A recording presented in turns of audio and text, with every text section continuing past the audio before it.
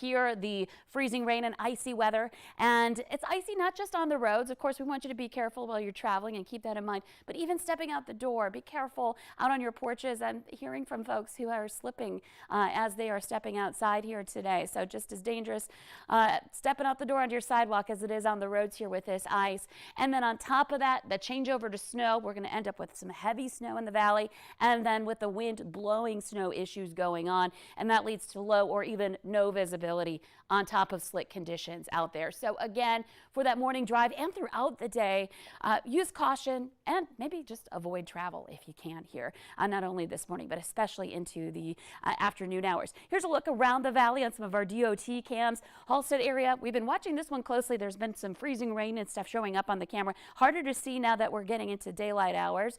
The road looks okay right now. Over in Jamestown, again, it's been more snow in this area. You can see some of that on the grassy surfaces creeping up onto the lanes there at I-94.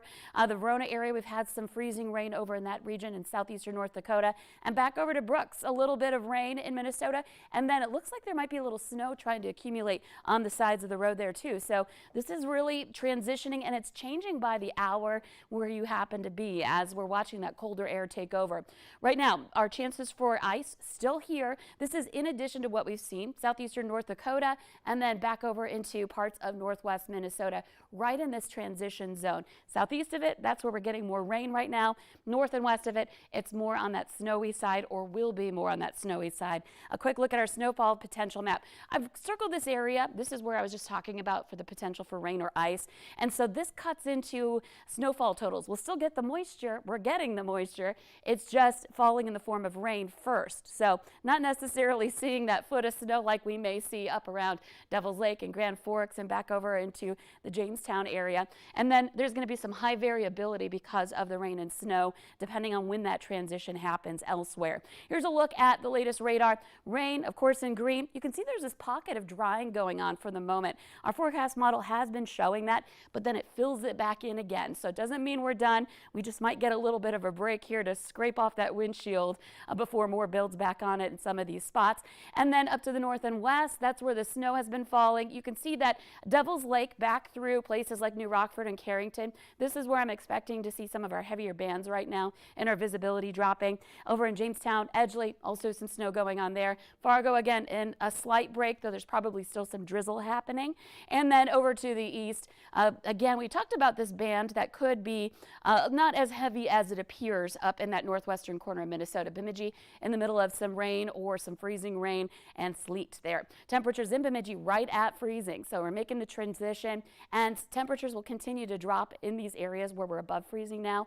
So everywhere we want you to be prepared for the potential for ice, even as we're a little milder to the south and east. Our winds, those are going to be an increasing factor for today with ice on some of our power lines, but also because of the blowing snow factor happening. We've got winds gusting to the 30s to about 40 miles per hour right now. And here's a look at our visibility out west where the snow is falling. We're between 1 and 2 miles. Jamestown, Valley City, Gwinner, Oaks. So already reduced visibility in those spots. Not so bad yet up north. We haven't had the precipitation move into that area yet for most areas.